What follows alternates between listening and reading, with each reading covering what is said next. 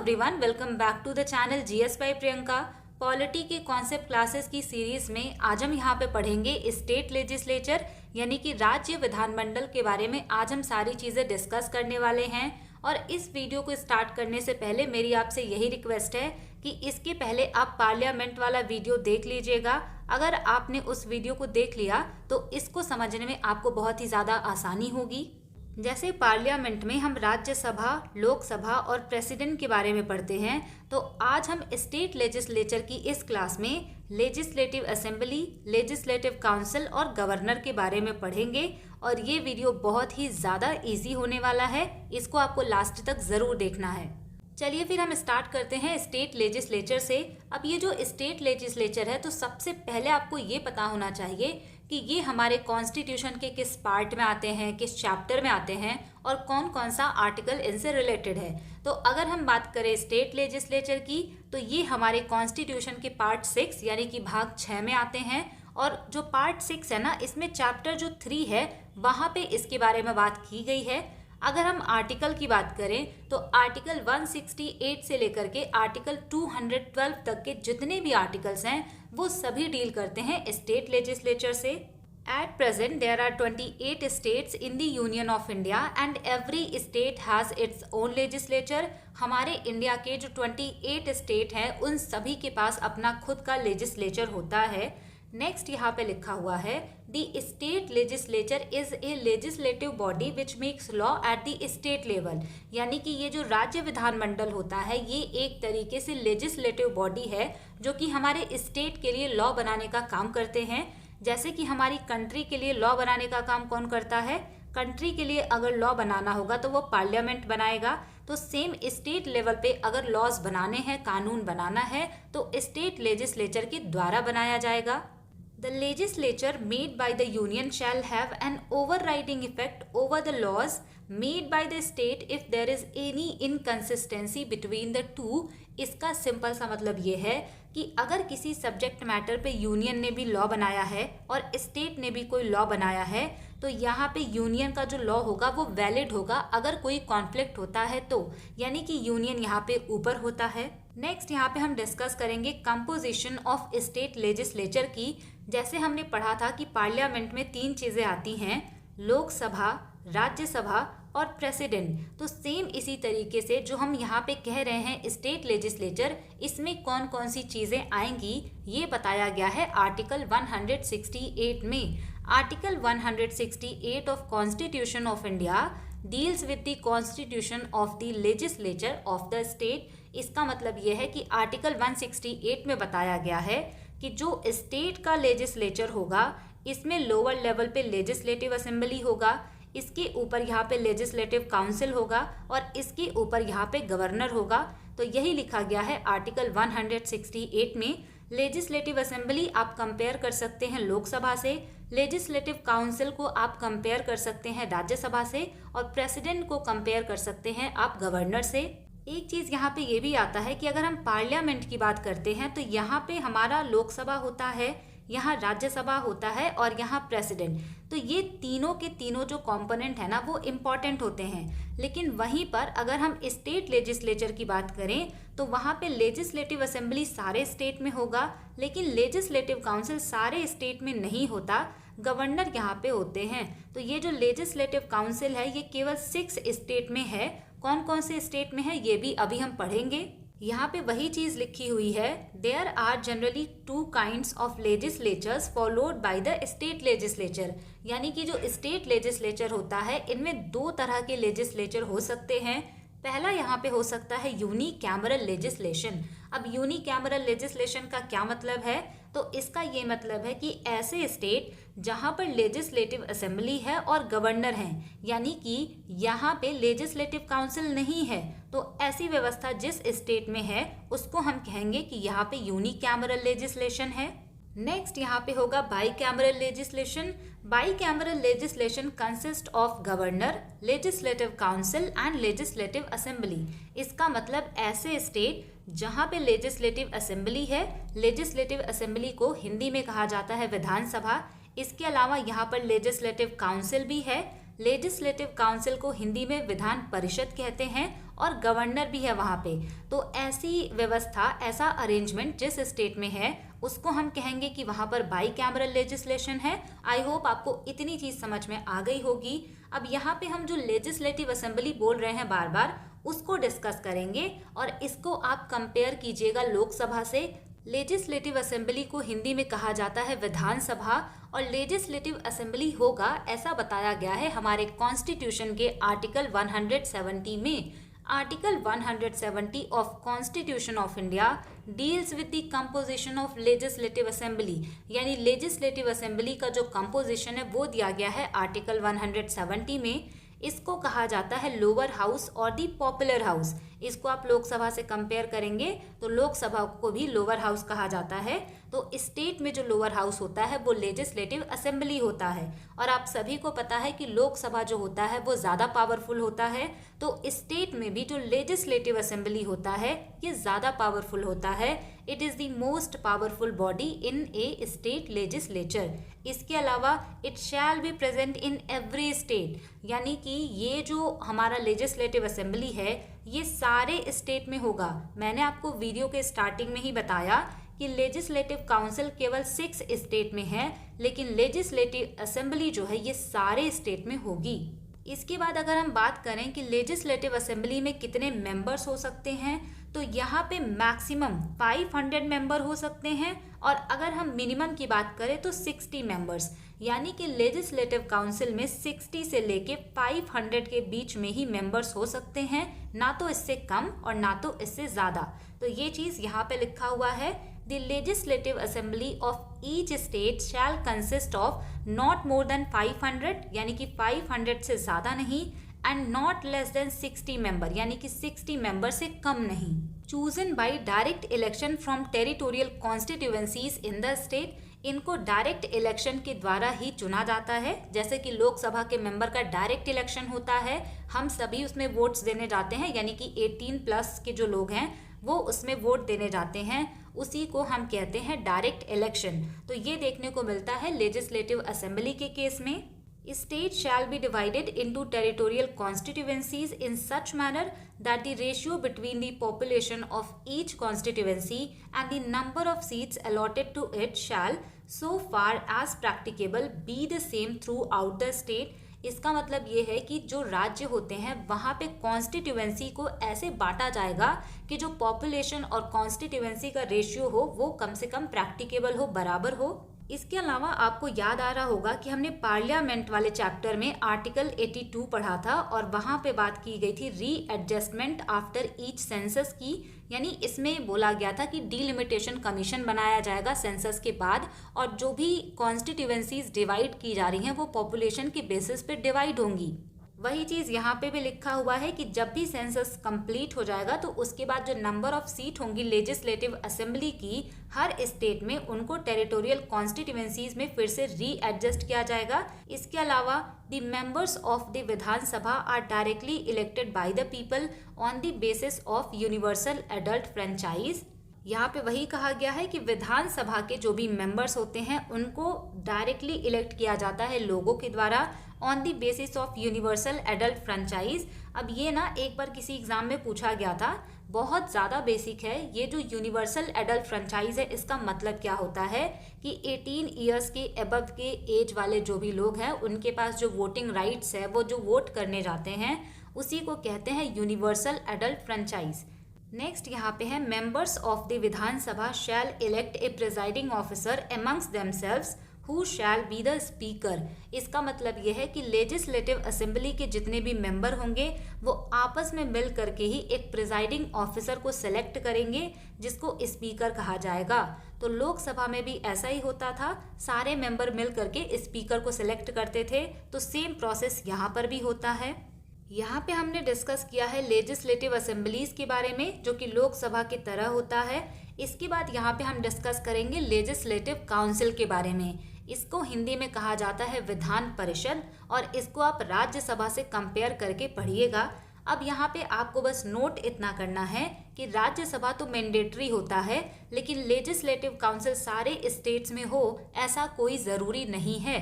अब इसके अलावा इसके लिए कौन सा आर्टिकल है, तो article 169 of the constitution of India deals with the abolition और creation of legislative councils in the state, यानी किसी भी राज्य में विधान परिषद यानी लेजिस्लेटिव काउंसिल को बनाना है या फिर वहां से हटाना है, ये बताया गया है आर्टिकल 169 में। और इस बार का जो सीजीएल का एग्जाम हुआ था वहां पे ये क्वेश्चन पूछा गया था, इसी वजह से यहाँ पे मैंने स्टार मार्क किया है। अगला पॉइंट यहाँ पे लिखा है मैंने, parliament of India has the power to create और abolish a states legislative council, यानी पार्लियामेंट के पास ये पावर है कि वो किसी भी स्टेट में लेजिस्लेटिव काउंसिल को बना सकते हैं और किसी भी स्टेट से अगर वो चाहें तो लेजिस्लेटिव काउंसिल को अबॉलिश भी कर सकते हैं, रिमूव भी कर सकते हैं। अब यहाँ पे एक चीज़ आपको ये समझना है कि पार्लियामेंट के पास ये पावर तो है कि वो सिंपल मेजॉरिटी से लेजिस्लेटिव काउंसिल को क्रिएट या अबॉलिश कर सकती हैं, लेकिन वो ऐसा करेंगी कब, जब ये जो हमारी लेजिस्लेटिव असेंबली होती है किसी भी स्टेट की, उनके द्वारा एक रेजोल्यूशन पास किया जाता है, उसी बेसिस पे पार्लियामेंट ये काम करती है। तो यहाँ पे सबसे पहला रोल तो आता है लेजिस्लेटिव असेंबली का।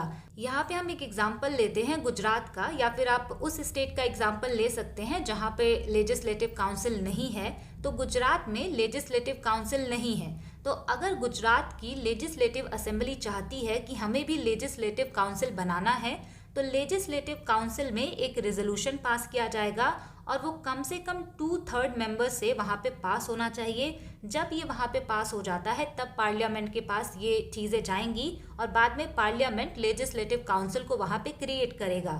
तो यहाँ पे पहले रेजोल्यूशन लेजिस्लेटिव असेंबली से आता है, उसके बाद पार्लियामेंट का रोल यहाँ पे देखने को मिलता है। अगला पॉइंट यहाँ पे है, it is known as the upper house of the state legislature. तो मैंने आपको कहा कि ये राज्यसभा की तरह होता है, तो ये अपर हाउस होता है स्टेट लेजिस्लेचर का। अगला पॉइंट है यहाँ पे, it does not necessarily exist in every state, यानी कि लेजिस्लेटिव काउंसिल सारे स्टेट्स में हो ऐसा ज़रूरी नहीं है। Currently states like Uttar Pradesh, Bihar, Andhra Pradesh, Karnataka, Telangana, Maharashtra have Vidhan Parishad, यानी कि प्रेजेंट टाइम में केवल 6 स्टेट ऐसे हैं जहां पे लेजिस्लेटिव काउंसिल है। और उन 6 स्टेट को याद करने की एक ट्रिक है जो कि बहुत ज़्यादा फेमस है, कुंभत करके आप याद रख सकते हैं। के से हो जाएगा कर्नाटका, यू से यूपी हो जाएगा, एम से महाराष्ट्र, बी से बिहार, इस वाले ए से आंध्र प्रदेश और टी से हो जाएगा तेलंगाना। तो केवल 6 स्टेट ऐसे हैं इंडिया में जहां पे लेजिस्लेटिव काउंसिल है। आर्टिकल 169 जो है हमारे कॉन्स्टिट्यूशन में, वो ये बताता है कि लेजिस्लेटिव काउंसिल को क्रिएट या एबॉलिश किया जा सकता है। इसके बाद आर्टिकल 171 आता है, यहाँ पे दिया गया है composition of the legislative council, यानी कि लेजिस्लेटिव काउंसिल में कितने मेंबर होंगे, उनका कंपोजिशन क्या होगा, ये आर्टिकल 171 में दिया गया है। लेजिस्लेटिव काउंसिल में कितने मेंबर हो सकते हैं, इसको आपको याद रखना है, 1/3 ऑफ दी लेजिस्लेटिव असेंबलीज, यानी कि लेजिस्लेटिव असेंबलीज में जितने भी टोटल मेंबर्स हैं उनका आप 1/3 निकालेंगे, तो जो नंबर आएगा उतने ही मेंबर्स होने चाहिए लेजिस्लेटिव काउंसिल में। यहाँ पे हम एक एग्जांपल ले लेते हैं कि मान लीजिए किसी भी लेजिस्लेटिव असेंबली में 300 मेंबर्स हैं, तो इसका आप जब 1/3 करेंगे तो 100 आएगा ना। तो लेजिस्लेटिव काउंसिल जो होगी उस स्टेट की, वहाँ पे 100 मेंबर्स होने चाहिए। तो यहाँ पे आप याद रखेंगे कि लेजिस्लेटिव काउंसिल में मैक्सिमम उतने मेंबर हो सकते हैं जितना कि लेजिस्लेटिव असेंबली का 1/3 हो। वही चीज़ यहाँ पे लिखी हुई है, the total number of members in the legislative council of A state having such a council shall not exceed 1/3 of the total number of members in the legislative assembly of that state। इसके अलावा इसका जो detailed bifurcation है कि ये सारे जो members होंगे वो कहाँ कहाँ से होंगे, ये आर्टिकल 171 के क्लॉज 3 में दिया गया है। यहाँ पे एक केस ऐसा भी आता है कि मान लीजिए कोई ऐसा स्टेट है जहाँ पे लेजिस्लेटिव असेंबली में केवल और केवल 60 मेंबर्स हैं, तो इसका जब आप 1/3 करेंगे तो केवल 20 आएगा। तो क्या इसका मतलब ये है कि वहाँ की लेजिस्लेटिव काउंसिल में केवल 20 मेंबर्स होंगे? तो ऐसा नहीं है। यहाँ पे क्राइटेरिया भी फिक्स किया गया है कि टोटल नंबर ऑफ मेंबर जो किसी भी लेजिस्लेटिव काउंसिल में होंगे वो 40 से कम नहीं होने चाहिए। यानी कि मैक्सिमम कितने होंगे? 1/3 ऑफ द लेजिस्लेटिव असेंबलीज। लेकिन अगर आपसे पूछा जाए कि मिनिमम कितने होंगे, तो 40 से कम नहीं होने चाहिए। लेजिस्लेटिव काउंसिल के जो भी मेंबर्स होते हैं ये partly selected and partly nominated होते हैं। यानी कुछ मेंबर यहाँ पे इनडायरेक्ट इलेक्शन से जाते हैं और कुछ यहाँ पे नॉमिनेटेड भी होते हैं। अब यहाँ पे गवर्नर के द्वारा कुछ मेंबर्स को नॉमिनेट किया जाता है और वो किस फील्ड से नॉमिनेट किया जाता है ये भी आपको पढ़ना है।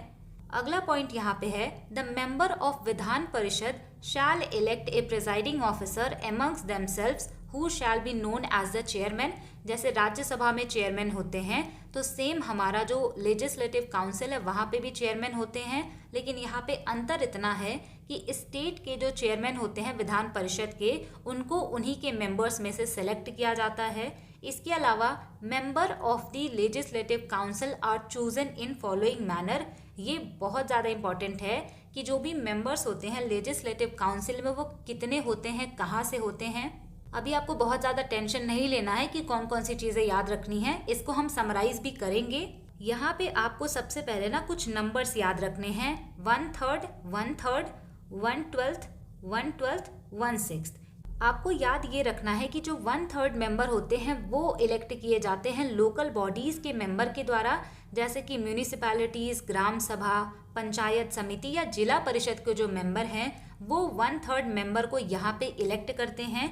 मैंने आपको पहले ही बताया कि लेजिस्लेटिव काउंसिल जो होता है वो राज्यसभा की तरह होता है और यहाँ पे कोई भी पर्सन यानी कि हम आम लोग जो हैं यानी 18+ के, वो इनके इलेक्शन में पार्टिसिपेट नहीं करेंगे। यहाँ पे इनका इलेक्शन इनडायरेक्ट तरीके से होगा। तो कौन लोग वहाँ पे पार्टिसिपेट करेंगे वही चीज़ यहाँ पे लिखा हुआ है। 1/3 मेंबर को इलेक्ट किया जाता है लोकल बॉडीज़ के मेंबर के द्वारा। इसके अलावा नेक्स्ट जो 1/3 मेंबर होते हैं इनको लेजिस्लेटिव असेंबलीज के जो मेंबर होते हैं उनके द्वारा इलेक्ट किया जाता है। यानी कि लेजिस्लेटिव असेंबलीज के जो मेंबर होंगे वो 1/3 मेंबर को इलेक्ट करेंगे। 1/12 मेंबर जो होते हैं वो टीचर्स के द्वारा इलेक्ट किए जाते हैं। नेक्स्ट 1/12 जो मेंबर होते हैं ये ग्रेजुएट्स के द्वारा इलेक्ट किए जाते हैं और 1/6 मेंबर यहाँ पे नॉमिनेट किए जाते हैं गवर्नर के द्वारा। यहाँ पे ये वाला बहुत ज़्यादा इंपॉर्टेंट बनेगा कि 1/6 मेंबर जो होते हैं वो गवर्नर के द्वारा नॉमिनेट किए जाते हैं और किस फील्ड से नॉमिनेट किए जाते हैं? Literature, science, art, cooperative movement and social services. अब यहाँ पे आपको याद आ रहा होगा कि जब हमने पढ़ा था कि जो प्रेसिडेंट होते हैं वो राज्यसभा में 12 मेंबर्स को नॉमिनेट करते हैं, तो वहाँ पे ये जो कोऑपरेटिव मूवमेंट से रिलेटेड लोग थे उनका नॉमिनेशन नहीं किया जाता। लेकिन गवर्नर के केस में ये वाला जो फील्ड है ये एक्स्ट्रा यहाँ पे ऐड हुआ है। यानी कोऑपरेटिव मूवमेंट चलाया है किसी ने या फिर उससे रिलेटेड कोई मेंबर्स हैं तो उनको भी गवर्नर के द्वारा लेजिस्लेटिव काउंसिल में नॉमिनेट किया जा सकता है। तो ये यहाँ पे बहुत ज़्यादा इंपॉर्टेंट है, इसको आपको याद रखना होगा। Legislative assembly and legislative council हमने यहाँ पे डिस्कस किया। नेक्स्ट यहाँ पे है सेशंस ऑफ स्टेट लेजिस्लेचर। तो जैसे पार्लियामेंट के सेशन होते हैं, वहाँ के जो सेशन होते हैं उनको प्रोरोग किया जाता है, डिसॉल्व किया जाता है, तो सेम ऐसे ही स्टेट लेजिस्लेचर के जो सेशंस होते हैं उनमें भी सारी प्रोसेस सेम होती है। आर्टिकल 174 जो है हमारे कॉन्स्टिट्यूशन का, वहाँ पे बताया गया है स्टेट लेजिस्लेचर के सेशन के बारे में, उसको प्रोरोग करने के बारे में और डिसॉल्व करने के बारे में। अब यही चीज़ अगर यूनियन के केस में थी तो वहाँ पे हाउस का जो सेशन होता है उसको प्रोरोग करना या फिर हाउस को डिसॉल्व करना ये सब प्रेसिडेंट करते हैं। लेकिन यहाँ पे स्टेट की बात है तो सेशन को प्रोरोग करने का या फिर जो लेजिस्लेटिव असेंबली है उसको डिसॉल्व करने का जो काम होता है वो गवर्नर के द्वारा किया जाता है। अगला पॉइंट है the state legislature shall meet twice a year and the interval between the 2 sessions must not exceed 6 month. इसका मतलब क्या है कि जो स्टेट लेजिस्लेचर होता है उनको एक बार में कम से कम 2 बार मीटिंग करना ज़रूरी है और एक सेशन मान लीजिए यहाँ पे है और एक सेशन यहाँ पे है, तो ये जो दोनों सेशन है इनके बीच में 6 मंथ से ज़्यादा का गैप नहीं होना चाहिए। यानी कि एक साल में 2 बार इनको मिलना पड़ेगा। नेक्स्ट यहाँ पे है the governor has the authority to summon the session. यानी सेशन को बुलाने का, सत्र को बुलाने का जो अथॉरिटी है वो गवर्नर के पास है। ऐसा लिखा हुआ है आर्टिकल 174 में। नेक्स्ट यहाँ पे है the governor shall address the state legislature. तो गवर्नर जो होंगे वो स्टेट लेजिस्लेचर को एड्रेस करेंगे, ऐसा लिखा हुआ है आर्टिकल 175 में। The privileges and immunities of the members of state legislature are like that of member of parliament. यानी कि जो जो प्रिविलेजेस और जो भी इम्यूनिटीज मेंबर ऑफ पार्लियामेंट को मिलती हैं, वही प्रिविलेज और वही इम्यूनिटीज जो स्टेट लेजिस्लेचर के मेंबर होते हैं उनको भी दी जाती हैं। अगला पॉइंट यहाँ पे लिखा है a governor may from time to time prorogue either house और डिसॉल्व द लेजिस्लेटिव असेंबली। यानी कि गवर्नर जो होते हैं वो समय समय पर हाउस को प्रोरोग कर सकते हैं। प्रोरोग करने का मतलब होता है हाउस के किसी पर्टिकुलर सेशन को एंड करना। डिसॉल्व करने का मतलब होता है कि लेजिस्लेटिव असेंबली को ही डिसॉल्व कर दिया गया है, तो ये काम जो है गवर्नर के द्वारा ही किया जाएगा। इसके अलावा जो क्वालिफिकेशन होती हैं for the membership of the state legislature. अब जब भी यहाँ पे स्टेट लेजिस्लेचर वर्ड आएगा तो आपको legislative assembly and legislative council दोनों समझना है। जैसे पार्लियामेंट के केस में हम समझते हैं ना लोकसभा एंड राज्यसभा, तो स्टेट लेजिस्लेचर का मतलब legislative assembly and legislative council. तो इनका अगर मेंबर बनना है तो उसके लिए क्या क्या क्वालिफिकेशन होनी चाहिए, ऐसा दिया गया है आर्टिकल 173 में। वो क्वालिफिकेशंस क्या होंगी? तो पहली क्वालिफिकेशन जो कि सबसे बेसिक है वो ये है, is a citizen of India. किसी को भी स्टेट लेजिस्लेचर का मेंबर बनना है तो वो इंडिया के सिटीजन होने चाहिए। नेक्स्ट यहाँ पे है in the case of A seat in legislative assembly not less than 25 years of age and in the case of a seat in legislative council not less than 30 years of age। Simple language में अगर किसी को legislative assembly का member बनना है तो उनकी as कम से कम 25 ईयर्स होनी चाहिए, और अगर लेजिस्लेटिव काउंसिल का मेंबर बनना है तो उनकी एज कम से कम 30 ईयर्स होनी चाहिए, और यही एज है लोकसभा एंड राज्यसभा के भी। इसके अलावा थर्ड पॉइंट यहाँ पे लिखा हुआ है possesses such other qualifications as may be prescribed in that behalf by or under any law made by the parliament। इसका मतलब है कि पार्लियामेंट इसके अलावा भी कोई क्वालिफिकेशन यहाँ पे ऐड कर सकती है, तो वो क्वालिफिकेशन भी इनको पूरा करना पड़ेगा। ये हो गया क्वालिफिकेशन। इसके बाद यहाँ पे हम आर्टिकल्स को पढ़ेंगे जो कि एग्जाम में बहुत ज़्यादा नहीं पूछा जाता, लेकिन आपको ये वाला याद रखना है आर्टिकल 169, इससे तो क्वेश्चन पूछा गया है। आर्टिकल 168 बात करता है constitution of legislature in states की, यानी स्टेट लेजिस्लेचर का जो कॉन्स्टिट्यूशन है, उनका जो संगठन है वो दिया गया है आर्टिकल 168 में। और इसमें कहा गया है कि स्टेट में legislative assembly, legislative council and governor होंगे। आर्टिकल 169 में दिया गया है एबॉलिशन और creation of legislative council in states, यानी कि लेजिस्लेटिव काउंसिल को अबॉलिश करना है या क्रिएट करना है, ऐसा आर्टिकल 169 में दिया गया है। आर्टिकल 170 में दिया गया है कंपोजिशन ऑफ लेजिस्लेटिव असेंबली, यानी जो विधानसभा है वहाँ पे मैक्सिमम 500 मेंबर्स होंगे, मिनिमम 60 मेंबर्स होंगे। अब इनका भी कुछ यहाँ पे एक्सेप्शन है। अगर हम यहाँ पे बात करते हैं सिक्किम, अरुणाचल एंड गोवा की, तो वहाँ पे केवल 30 मेंबर्स हैं। ये जो तीनों स्टेट है ना, अरुणाचल, सिक्किम और गोवा, यहाँ की लेजिस्लेटिव असेंबली में 30 मेंबर्स हैं, जबकि बताया गया था कि लेजिस्लेटिव असेंबली में मिनिमम 60 मेंबर्स होंगे, लेकिन यहाँ का पॉपुलेशन कम है, तो ये एक्सेप्शन है। इसके अलावा अगर हम मिज़ोरम की बात करें तो मिज़ोरम में जो लेजिस्लेटिव असेंबली है वहाँ पे केवल और केवल 40 मेंबर्स हैं, और अगर हम बात करें नागालैंड की तो वहाँ पे 46 मेंबर हैं। तो ये एक्सेप्शन है क्योंकि इनके ना पॉपुलेशन बहुत ज़्यादा कम है, तो इतने एक्सेप्शन आपको याद रखने हैं। आर्टिकल 171 में दिया गया है कंपोजिशन ऑफ लेजिस्लेटिव काउंसिल, यानी कि विधान परिषद में कितने मेंबर्स होंगे, इनका जो कंपोजिशन होगा वो आर्टिकल 171 में दिया गया है। नेक्स्ट यहाँ पे है आर्टिकल 172। अब यहाँ पे जो आर्टिकल 172 है यहाँ पे दिया गया है ड्यूरेशन ऑफ स्टेट लेजिस्लेचर्स, यानी कि स्टेट लेजिस्लेचर का ड्यूरेशन क्या होगा।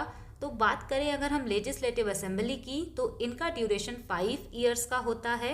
लेजिस्लेटिव काउंसिल की अगर हम बात करें तो इनका कोई ड्यूरेशन नहीं होता, क्योंकि ये स्टेट के परमानेंट हाउस होते हैं। इनके मेंबर हर 2 साल पे रिटायर होते रहते हैं, यानी 1/3 मेंबर, लेकिन इनका कोई ड्यूरेशन नहीं होता। आर्टिकल 173 में दिया गया है कि अगर स्टेट लेजिस्लेचर का मेंबर बनना है तो कौन कौन सी क्वालिफिकेशन होनी चाहिए। आर्टिकल 174 में दिया गया है session of the state legislature, prorogation and dissolution के बारे में। आर्टिकल 175 दिया गया है कि गवर्नर के पास ये अधिकार है कि वो कोई भी मैसेज सेंड कर सकते हैं हाउस को या फिर उसको एड्रेस कर सकते हैं। तो ये इतने जो आर्टिकल हैं स्टेट लेजिस्लेचर से वो ज़्यादा इम्पॉर्टेंट हैं। यहाँ पे हमने legislative assembly and legislative council के बारे में समझा। इसके बाद यहाँ पे हम इसको रिकैप करेंगे। अगर आप चाहें तो आप इसको स्किप भी कर सकते हैं और गवर्नर वाला पार्ट देख सकते हैं। तो यहाँ पे ये जो लेजिस्लेटिव असेंबली है इसको हम कहते हैं विधानसभा। लेजिस्लेटिव काउंसिल को कहा जाता है विधान परिषद। अब ये जो लेजिस्लेटिव असेंबली है ये लोअर हाउस होता है और यहाँ के जो भी मेंबर्स होते हैं वो डायरेक्टली इलेक्टेड होते हैं। वहीं पर लेजिस्लेटिव काउंसिल जो होता है ये अपर हाउस होता है स्टेट लेजिस्लेचर का, और ये सारे स्टेट में नहीं है, केवल 6 स्टेट ऐसे हैं जहाँ पे लेजिस्लेटिव काउंसिल है और यहाँ के जो मेंबर होते हैं वो partly elected and partly nominated होते हैं। लेजिस्लेटिव असेंबली जो है ये टेम्पोरेरी बॉडी होता है यानी अस्थायी होता है और इसका जो टर्म होता है या ड्यूरेशन होता है वो 5 ईयर्स होता है, उसके बाद ये डिसॉल्व हो जाता है। लेकिन लेजिस्लेटिव काउंसिल जो होता है ये परमानेंट होता है। यहाँ के जो 1/3 मेंबर होते हैं वो हर 2 साल में रिटायर होते हैं, लेकिन ये जो पर्टिकुलर हाउस है ना इसका डिसोल्यूशन नहीं होता। इसके अलावा इलेक्शन की बात करें तो यहाँ के मेंबर्स को डायरेक्टली इलेक्ट किया जाएगा और लेजिस्लेटिव काउंसिल के मेंबर का इनडायरेक्ट इलेक्शन होता है। मेंबर्स की अगर हम बात करें कि कितने मेंबर्स हो सकते हैं तो लेजिस्लेटिव असेंबली में मैक्सिमम 500 एंड मिनिमम 60 मेंबर्स हो सकते हैं, लेकिन इसका भी हमने यहाँ पे एक्सेप्शन पढ़ा है। अरुणाचल, सिक्किम और गोवा वहाँ पे केवल 30 मेंबर्स हैं और जो मिजोरम है वहाँ पे 40 मेंबर्स हैं और जो नागालैंड की लेजिस्लेटिव असेंबली है वहाँ पे 46 मेंबर हैं। तो ये जो 5 स्टेट्स हैं ये इसका एक्सेप्शन है। वहीं पर अगर हम बात करते हैं लेजिस्लेटिव काउंसिल की तो यहाँ पे मैक्सिमम कितने मेंबर हो सकते हैं, तो 1/3 ऑफ लेजिस्लेटिव असेंबली यानी लेजिस्लेटिव असेंबली के 1/3 जो मेंबर हैं वो मैक्सिमम स्ट्रेंथ है लेजिस्लेटिव काउंसिल की। इसके अलावा मिनिमम यहाँ पे बताया गया है कि किसी भी लेजिस्लेटिव काउंसिल में 40 मेंबर से कम नहीं होने चाहिए। इसके अलावा अगर हम एज की बात करें तो लेजिस्लेटिव असेंबली का मेंबर बनने के लिए एज 25 ईयर चाहिए। लेजिस्लेटिव काउंसिल का मेंबर बनने के लिए मिनिमम 30 ईयर्स की एज चाहिए। लेजिस्लेटिव असेंबली के जो प्रिजाइडिंग ऑफिसर होते हैं वो स्पीकर होते हैं और जो लेजिस्लेटिव काउंसिल के प्रिजाइडिंग ऑफिसर होते हैं वो चेयरमैन होते हैं। तो ये हमने यहाँ पे इसका ब्रीफ देखा है। नेक्स्ट यहाँ पे है power and function of state legislature. तो ये भी सिंपल है, जैसे पार्लियामेंट हमारी कंट्री के लिए लॉ बनाता है, कानून बनाता है, तो सेम जो स्टेट लेजिस्लेचर है वो स्टेट के लिए लॉ बनाते हैं। तो लॉ मेकिंग अथॉरिटी है ये। The state legislature has the power to make laws based on the matter present in the state list and concurrent list. यानी स्टेट लिस्ट और कंकरेंट लिस्ट में जितने भी सब्जेक्ट दिए हुए हैं उस पे लॉ बनाने का काम होता है स्टेट लेजिस्लेचर का। The state legislature shall also make money bill and ordinary bill. जैसे कि ऑर्डिनरी बिल या मनी बिल पास होता है राज्यसभा एंड लोकसभा में, वैसे स्टेट लेजिस्लेचर में भी money bill and ordinary bill pass होता है। इनकी फाइनेंशियल पावर्स भी होती हैं। ऑर्डिनरी बिल जो होता है यानी साधारण विधेयक जो है वो किसी भी हाउस में इंट्रोड्यूस किया जा सकता है। पार्लियामेंट के केस में हमने पढ़ा था कि जो ऑर्डिनरी बिल होता है वो राज्यसभा या लोकसभा किसी में भी स्टार्ट हो सकता है, लेकिन बात अगर आएगी यहाँ पे मनी बिल की तो वो सबसे पहले विधानसभा यानी लेजिस्लेटिव असेंबली से ही स्टार्ट होगा। जैसे हमारा मनी बिल जो होता है वो लोकसभा में ही इंट्रोड्यूस हो सकता है, तो इसी तरीके से जो हमारा मनी बिल होता है स्टेट के केस में वो केवल और केवल लेजिस्लेटिव असेंबली यानी कि विधानसभा में ही इंट्रोड्यूस हो सकता है। कोई भी बिल मनी बिल है या नहीं ये विधानसभा यानी कि लेजिस्लेटिव असेंबली के जो स्पीकर होते हैं वही डिसाइड करते हैं, तो ये इनका पावर है। इसके बाद हम यहाँ पे पढ़ेंगे गवर्नर के बारे में, जो कि हमारे कॉन्स्टिट्यूशन के पार्ट 6 में आते हैं। अब गवर्नर के आर्टिकल्स हम बाद में देखेंगे, पहले एक एक करके सारी चीज़ें समझेंगे। तो गवर्नर का सबसे पहले आपको ये जानना है कि गवर्नर की क्वालिफिकेशन क्या होती है। तो आर्टिकल 157 जो है हमारे कॉन्स्टिट्यूशन में, वहाँ पे 2 क्वालिफिकेशन बताई गई हैं गवर्नर के लिए। यानी कि अगर किसी को भी गवर्नर के रूप में अपॉइंट होना है तो उनके पास 2 क्वालिफिकेशन होनी चाहिए। पहली क्वालिफिकेशन क्या होगी? The individual must be a citizen of India, यानी जिसको गवर्नर बनाया जा रहा है वो भारत के नागरिक होने चाहिए। नेक्स्ट यहाँ पे क्वालिफिकेशन है the individual must be at least 35 years old, यानी जिसको गवर्नर बनाया जा रहा है उनकी एज कम से कम 35 ईयर्स होनी चाहिए। तो ये दोनों क्वालिफिकेशन आर्टिकल 157 में दिया गया है। इसके अलावा जब भी गवर्नर को अपॉइंट किया जाता है तो यहाँ पे कुछ कन्वेंशन फॉलो किए जाते हैं। पर्टिकुलरली दो बातों का यहाँ पे ध्यान रखा जाता है। ये जो चीज़ें हैं ये कॉन्स्टिट्यूशन में नहीं दी गई हैं, ये कन्वेंशन है। ये एक तरीके से आप कह सकते हैं कि ऐसा ही देखा जाता है, ऐसा ही फॉलो किया जाता है। पहली चीज़ यहाँ पे ये ध्यान में रखी जाती है इंडिपेंडेंस फ्रॉम लोकल इन्फ्लुएंस, यानी अगर किसी को भी गवर्नर के रूप में अपॉइंट किया जा रहा है तो वो उस स्टेट से बाहर के होने चाहिए, ताकि वो वहाँ की लोकल पॉलिटिकल प्रेशर से फ्री हों, वहाँ की पॉलिटिक्स में ये इन्वॉल्व ना हो। दूसरी चीज़ यहाँ पे ये भी की जाती है consultation with the chief minister, यानी अगर प्रेसिडेंट जब भी गवर्नर को अपॉइंट करते हैं तो उस स्टेट के चीफ मिनिस्टर को ज़रूर कंसल्ट करते हैं। तो ये चीज़ें कॉन्स्टिट्यूशन में नहीं है बट फॉलो की जाती हैं। अब ये गवर्नर अगर अपॉइंट हो जाते हैं तो ओथ और अफर्मेशन, यानी कि इनको शपथ कौन दिलाएगा? तो इनको शपथ दिलाने का काम chief justice of the high court करते हैं। और अगर उस टाइम पे चीफ जस्टिस जो हैं हाई कोर्ट के वो अनअवेलेबल हैं, यानी वो वहाँ पे नहीं हैं, तो इस केस में सीनियर मोस्ट जज जो होंगे उस कोर्ट के, यानी उस स्टेट के हाई कोर्ट के जो सीनियर मोस्ट जज होंगे वो इनको शपथ दिलाएंगे। इसके अलावा अगर कोई भी इंडिविजुअल, कोई भी पर्सन ऐसा है जो कि गवर्नर की ड्यूटीज़ को परफॉर्म कर रहा है किसी भी केस में, तो उनको भी यही ओथ और अफर्मेशन लेनी होती है। यहाँ से आपको इतना याद रखना है कि chief justice of high court जो है वही इनको शपथ दिलाते हैं। इसके अलावा governor condition of the office, यानी कि ये जो गवर्नर होते हैं इनके ऑफिस की कुछ कंडीशन भी होती है जो कि हमारे कॉन्स्टिट्यूशन के आर्टिकल 158 में दिया गया है। अब आप यहाँ पे याद करिए, जब हमने पढ़ा था प्रेसिडेंट के बारे में, वहाँ पे मैंने आपको बताया था कि जो प्रेसिडेंट होते हैं वो किसी भी हाउस के मेंबर नहीं होने चाहिए, यानी कि जो राज्यसभा है या लोकसभा, उन दोनों में से किसी हाउस के भी मेंबर नहीं होने चाहिए। तो सेम जो गवर्नर होते हैं इनका भी यही यहाँ पे कंडीशन होता है कि ये ना तो पार्लियामेंट के मेंबर होने चाहिए और ना ही स्टेट लेजिस्लेचर के। इसका क्या मतलब है कि अगर किसी को गवर्नर बनना है तो उनके ऑफिस की कंडीशन ये है कि वो ना तो राज्यसभा और ना तो लोकसभा, यानी इनके मेंबर नहीं होने चाहिए, या फिर लेजिस्लेटिव असेंबली या लेजिस्लेटिव काउंसिल, यानी स्टेट लेजिस्लेचर के भी ये मेंबर नहीं होने चाहिए। अब यहाँ पे सवाल ये आता है कि अगर मेंबर हुए तो क्या इनको गवर्नर नहीं बनाया जाएगा? तो इसका आंसर है कि इनको गवर्नर बनाया जाएगा, लेकिन जब इनका अपॉइंटमेंट हो जाएगा तो इनको अपनी सीट खाली करनी पड़ेगी, यानी जहाँ के भी ये मेंबर होंगे वो सीट इनको छोड़नी पड़ेगी। इसके अलावा भी इनके लिए कुछ कंडीशन रखी गई हैं।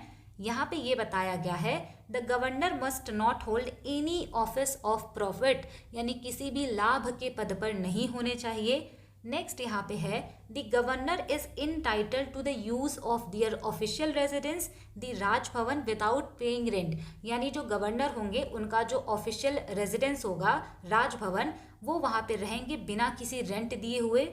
ये चीज़ ना देखने में सिंपल लगती है, लेकिन इस बार के ही सीजीएल के एग्जाम में पूछा गया था प्रेसिडेंट के ऑफिस के कंडीशन के बारे में, और वहाँ पे दिया गया था कि प्रेसिडेंट अपने ऑफिशियल रेजिडेंस में रहेंगे तो उनको रेंट देना पड़ेगा। तो ऐसी चीज़ें लिखी जाती हैं तो उस टाइम में थोड़ा सा कन्फ्यूज़न हो जाता है, तो इसको भी आप ध्यान दे के चलिएगा कि गवर्नर हो या प्रेसिडेंट वो अपने ऑफिशियल रेजिडेंस में ही रहेंगे बिना किसी रेंट का पेमेंट किए हुए। नेक्स्ट यहाँ पे है the governor receive emoluments allowances and privileges as determine the parliament, यानी कि गवर्नर को जो भी सैलरी अलाउंस एंड जो भी प्रिविलेजेस मिलते हैं वो क्या मिलेंगे वो डिसाइड करने का काम पार्लियामेंट का होता है। आप यहाँ पे ये मत सोचिएगा कि स्टेट यहाँ पे डिसाइड करेगा, स्टेट डिसाइड नहीं करता, पार्लियामेंट डिसाइड करता है।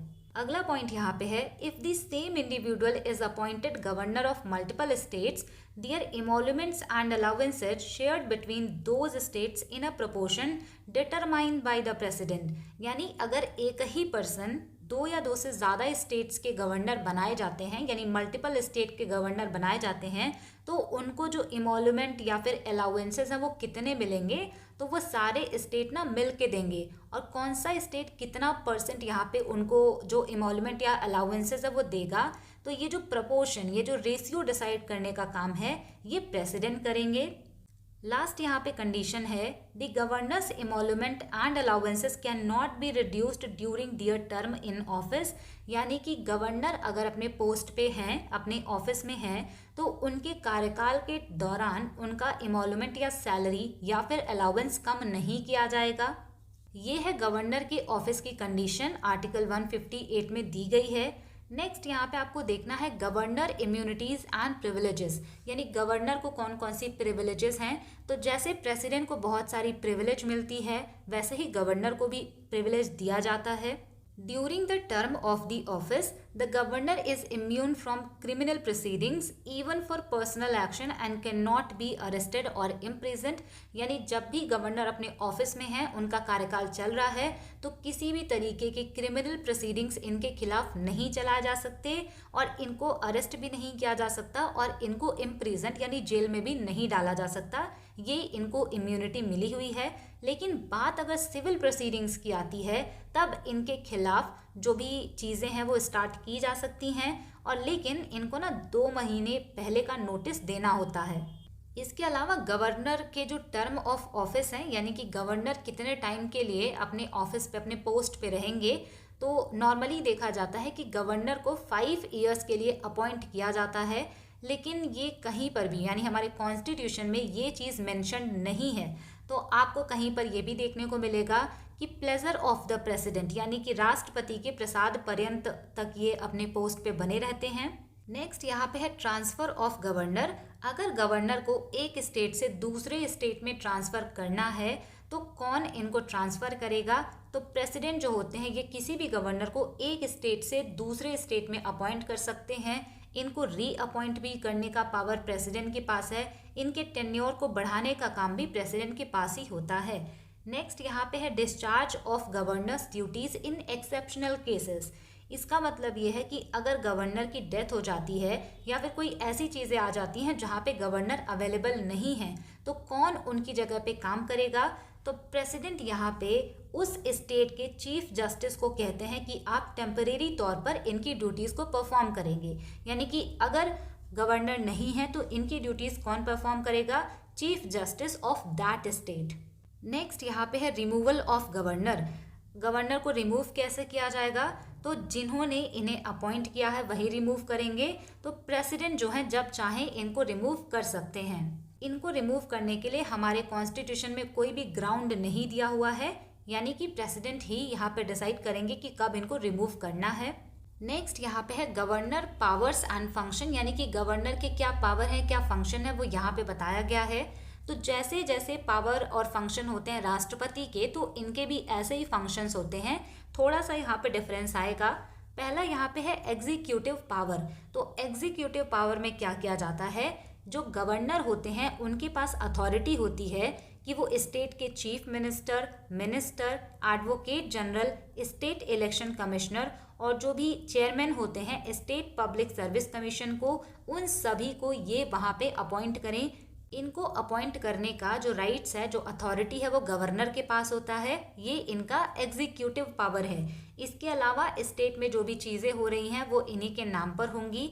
और इसके अलावा एक चीज़ यहाँ पे ये भी देखने को मिलता है कि जो गवर्नर होते हैं वो किसी भी चीज़ पर इंफॉर्मेशन मांग सकते हैं चीफ मिनिस्टर से। और ये जो स्टेट की यूनिवर्सिटीज़ होती हैं उनमें चांसलर के तौर पे सर्व करते हैं।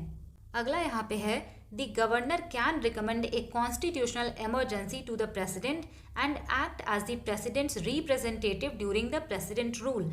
इसका मतलब है कि गवर्नर अगर देखते हैं कि स्टेट में जो कॉन्स्टिट्यूशनल मशीनरी है वो फेल हो गई है, तो ये रिकमेंड कर सकते हैं प्रेसिडेंट को कि प्रेसिडेंट रूल यहाँ पे इम्पोज किया जाए। और प्रेसिडेंट के रिप्रेजेंटेटिव के तौर पर ये काम करते हैं स्टेट में जब इमरजेंसी लगती है। नेक्स्ट यहाँ पे अगर हम बात करें लेजिस्लेटिव पावर की, तो गवर्नर का क्या लेजिस्लेटिव पावर है? तो गवर्नर हाउस के सेशन को एड्रेस करते हैं, उनको प्रोरोग करते हैं, सम्मन करते हैं, प्रिजाइडिंग ऑफिसर को अपॉइंट करते हैं और मेंबर्स को नॉमिनेट करते हैं। तो ये सारी जो चीज़ें होती हैं ये गवर्नर का लेजिस्लेटिव पावर होता है। नेक्स्ट यहाँ पे है वीटो पावर ऑफ गवर्नर। हमने प्रेसिडेंट का भी वीटो पावर वहाँ पर पढ़ा था। तो जो गवर्नर होते हैं इनके पास भी वीटो पावर होता है, यानी कोई भी स्टेट है वहाँ की लेजिस्लेटिव असेंबली में कोई बिल पास हो रहा है या फिर लेजिस्लेटिव काउंसिल जहाँ पर है वहाँ पर भी कोई बिल पास हो रहा है तो उसको या तो ये मंजूरी दे सकते हैं यानी एसेंट दे देंगे, विथ होल्ड कर सकते हैं यानी कि एसेंट ना दें, या फिर कुछ कंसीडरेशन के साथ यानी दोबारा से पुनर्विचार करने के लिए उस बिल को ये इनको वापस कर सकते हैं। इनके पास एक एक्स्ट्रा पावर यहाँ पे ये होती है कि ये किसी भी बिल को रिजर्व कर सकते हैं प्रेसिडेंट के लिए। तो ये भी एग्जाम में पूछे जाते हैं, आपको ध्यान में रखना है। नेक्स्ट यहाँ पे है फाइनेंशियल पावर। तो जैसे हमारे प्रेसिडेंट के पास कुछ फाइनेंशियल पावर होते हैं, जब भी बजट को पार्लियामेंट में प्रेजेंट किया जाता है तो उसके पहले प्रेसिडेंट का परमिशन लिया जाता है। इसके अलावा जो मनी बिल होता है वो तभी इंट्रोड्यूस किया जाता है जब प्रेसिडेंट का प्रायर वहाँ पे परमिशन हो। तो सेम ऐसा ही होता है गवर्नर के साथ। स्टेट का जो बजट है या फिर मनी बिल है या फिर ग्रांट है कुछ, तो इससे रिलेटेड फाइनेंशियल पावर गवर्नर के पास भी होती हैं। नेक्स्ट यहाँ पे है he or she also establishes a finance commission every 5 years to review the financial position of panchayat and municipalities.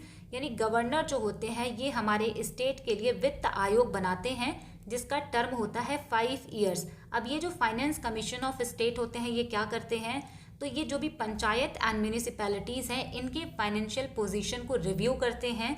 अगर हम यहाँ पे बात करें जुडिशियल पावर की, तो यहाँ पे जो गवर्नर हैं इनके पास भी क्षमादान की शक्तियाँ होती हैं। तो ये भी रिप्रीव कर सकते हैं, कॉम्यूटेशन कर सकते हैं किसी भी सेंटेंस को।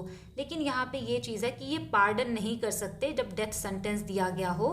तो ये इनमें थोड़ा सा डिफरेंस होता है। नेक्स्ट यहाँ पे है additionally the governor makes appointments, posting and promotion of district जजेस in consultation with the state high court and appoints other judicial officers in consultation with the High Court and State Public Service Commission। इसका मतलब ये है कि governor district जज को appoint करते हैं स्टेट हाई कोर्ट से कंसल्ट करने के बाद, और इसके अलावा जो अदर जुडिशियल ऑफिसर होते हैं इनका अपॉइंटमेंट भी गवर्नर के द्वारा ही किया जाता है। लेकिन जब अदर जुडिशियल ऑफिसर को ये अपॉइंट करेंगे तो हाई कोर्ट से भी कंसल्ट करेंगे और स्टेट पब्लिक सर्विस कमीशन से भी। तो ये सारे इनके पावर्स होते हैं। इसके अलावा यहाँ पे आपको ये भी देखना है आर्टिकल इनके कौन कौन से हैं। तो आर्टिकल 153 बात करता है provision for the office of governor, यानी गवर्नर होना चाहिए ऐसा बोलता है आर्टिकल 153। इसके बाद आर्टिकल 154 में दिया गया है एग्जीक्यूटिव पावर ऑफ गवर्नर, यानी गवर्नर का जो एग्जीक्यूटिव पावर है वो दिया गया है आर्टिकल 154 में। इनके अपॉइंटमेंट से रिलेटेड चीज़ें हैं आर्टिकल 155 में। आर्टिकल 156 में दिया गया है टर्म ऑफ ऑफिस, और इनका जो टर्म होगा वो कितना होगा, तो प्रेसिडेंट के प्लेजर तक ही इनका रहता है टेन्योर। क्वालिफिकेशंस की अगर हम बात करें तो आर्टिकल 157 में दिया गया है। कंडीशन ऑफ ऑफिस हमने पढ़ा, ये दिया गया है आर्टिकल 158 में। ओथ एंड अफर्मेशन आर्टिकल 159 में है, और इनका जो जुडिशियल पावर है या फिर पार्डनिंग पावर है ये आर्टिकल 161 में दिया गया है। Appointment of ministers by the governor ये आर्टिकल 164 में है। एडवोकेट जनरल को अपॉइंट करने का काम गवर्नर का होता है, ये दिया गया है आर्टिकल 165 में। स्टेट में जितने भी एग्जीक्यूटिव एक्शन लिए जाते हैं वो गवर्नर के नाम पर ही लिए जाते हैं, ऐसा लिखा गया है आर्टिकल 166 में। इसके अलावा आप यहाँ से याद रखेंगे आर्टिकल 213 वेरी इंपॉर्टेंट, यहाँ पे दिया गया है पावर टू प्रोमलगेट ऑर्डिनेंसेस, यानी कि गवर्नर जो ऑर्डिनेंसेस इशू करते हैं ये इस आर्टिकल में दिया हुआ है। यहाँ से आप ये भी याद रखेंगे आर्टिकल 200 में दिया गया है reservation of bill for president consideration, यानी प्रेसिडेंट के लिए किसी भी बिल को गवर्नर के द्वारा रिजर्व किया जा सकता है, ये इस आर्टिकल में दिया हुआ है। आर्टिकल 233 में दिया हुआ है कि गवर्नर ही अपॉइंट करेंगे डिस्ट्रिक्ट जज को। तो ये सारे आर्टिकल्स हैं, एक बार आप इसको अच्छी तरीके से देख लीजिएगा। जैसे हमने legislative assembly and legislative council को रिवाइज किया था, तो गवर्नर को भी आपको यहाँ पे रिवाइज करना है। तो गवर्नर की अगर हम बात करें तो ये पार्ट 6 में आते हैं। आर्टिकल 153 में दिया गया है कि सारे स्टेट्स में गवर्नर होंगे। इनका एलिजिबिलिटी अगर आपसे पूछा जाए तो ये भारत के नागरिक होने चाहिए, एज इनकी 35 ईयर्स होनी चाहिए और ये पार्लियामेंट या फिर स्टेट लेजिस्लेचर किसी के भी मेंबर नहीं होने चाहिए और इनके पास कोई लाभ का पद यानी ऑफिस ऑफ प्रॉफिट नहीं होना चाहिए। डुअल कैपेसिटी की बात करें तो ये हमारे स्टेट के कॉन्स्टिट्यूशनल हेड होते हैं, यानी कॉन्स्टिट्यूशन में दिया गया है कि ये स्टेट के हेड होंगे। इसके अलावा ये यूनियन गवर्नमेंट के रिप्रेजेंटेटिव भी होते हैं। गवर्नर के अपॉइंटमेंट एंड टेन्योर की बात करें तो ये हमारे कॉन्स्टिट्यूशन के पार्ट 6 में दिया हुआ है। आर्टिकल 153 में कहा गया है कि इनको प्रेसिडेंट के द्वारा अपॉइंट किया जाएगा, यानी आर्टिकल 153 में ही गवर्नर के बारे में दिया गया है और वहीं पे बताया गया है कि इनको अपॉइंट करने का काम प्रेसिडेंट का होगा।